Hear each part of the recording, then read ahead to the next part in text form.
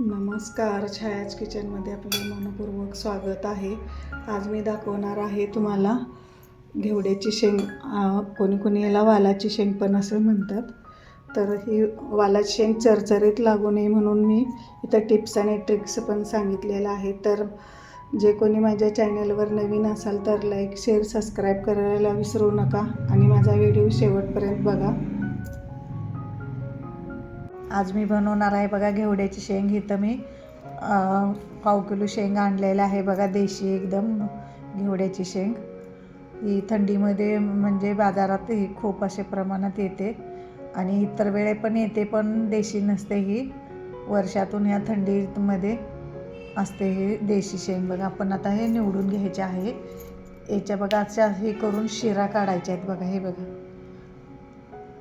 अशा शिरा काढून करायच्या आहे. हे बघा, म्हणजे आपल्या दातामध्ये ह्या शिरा अडकून बसत नाहीत. तर बघा किती छान अशी मस्त आहे बघा. आत किडे वगैरे आहे का बघून घ्यायचं आहे बघा. आपण आता घेवड्याची शेंग अशी निवडून घेऊया, बारीक बारीक तोडून. हे बघा असेच आपण आता सगळ्या शेंगा निवडून घेऊया. तर बघा माझी घेवड्याची शेंग निवडून झालेली आहे आणि स्वच्छ मी धुवून पण घेतलेले आहे. आता आपण याला कुठलं कुठलं साहित्य लागणार आहे ते बघूया. इथे बघा लागणारं साहित्य, घेवड्याची शेंग घेतलेला, कोणी वालाची शेंगा पण म्हणतात, घेवड्याची शेंगा पण म्हणतात. तर इथे मी मोहरी घेतली, जिरे घेतल्यात, हिंग घेतले थोडासा, लसूण घेतला 20 पाकळ्या, तिखट, हळद घेतली, थोडंसं गूळ घेतलेलं आहे आणि शेंगदाण्याचं कुटं 1-2 चमचे घेतलेला आहे आणि मीठ घेणार आहे थोडंसं चवीनुसार. इथे बघा चवीनुसार मीठ पण घेतलेलं आहे.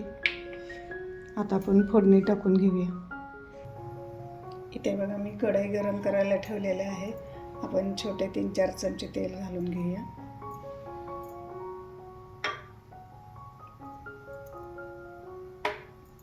तेल चांगलं आपलं गरम झालेलं, आता मोहरी टाकून घेऊया आपण.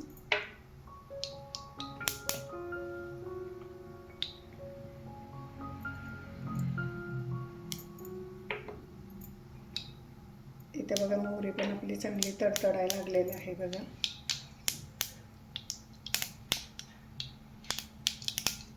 आपण याच्यात जिरे घालून घेऊयात. जिरे पण चांगले फुललेले आहेत. आपण आता हिंग घालूया आणि लसूण चांगला आपला खरपूसारखा भाजून घ्यायचा आहे. मग आपल्या भाजीला चांगली टेस्ट येते.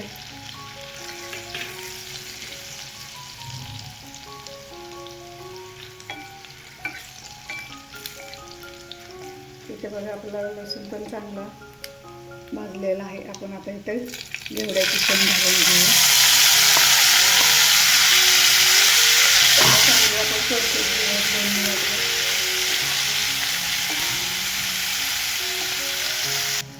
इथे बघा आपला 2 मिनिट चांगला आपला परतून घेतलेला आहे. घेवडा बघा कसं छान झालेला आहे, भाजलेला आहे. आपण आता ह्याच्यात थोडीशी हळद टाकूया, चवीनुसार मीठ आणि इतर तिखट टाकूया. आपल्याला गूळ आणि शेंगदाण्याचं कूट नंतर टाकायचं. आपल्याला बिना पाण्याची करायची आहे घेवड्याची शेंग, तर आपल्याला कूट आणि गूळ नंतर टाकायचं. बघा याला सगळं आता मिक्स करून झालेलं आहे.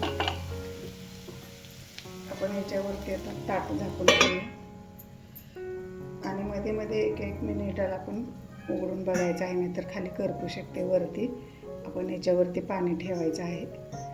वर पाणी ठेवल्यामुळे खाली वाफ तयार होऊन वाफेवर आपली भाजी शिजते आणि छान एकदम चविष्ट पण होते, पांचट होत नाही. तर इथं बघा 3-4 मिनिट आपण असंच शिजवून घेऊया.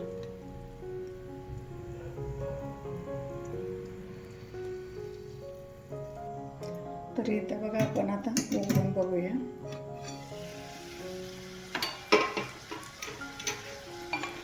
बघा असं 1-1 मिनिटाला बघायचं आहे. बघा छान असं शिजत आलेला आहे. तर आता आपण याच्यात गूळ घालायचा आहे. कारण गूळ घातल्यामुळे आपली घेवड्याची शेंग चरचरीत असं लागत नाही, म्हणून थोडंसं गूळ घालून घ्यायचं.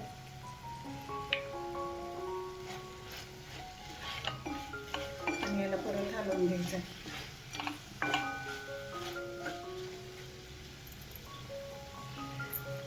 आणि परत अजून 1-2 मिनिटं शिजू दे. इथं बघा आपली 4-5 मिनिटं आता भाजी शिजलेली आहे. आपण आता त्याच्यात शेंगदाण्याचं कूट घालून घ्यायचं आहे. मला छान मऊ असे शिजलेले आहे भाजी बघा. आपण आता ह्याच्यात शेंगदाण्याचं कूट घालून घेऊया.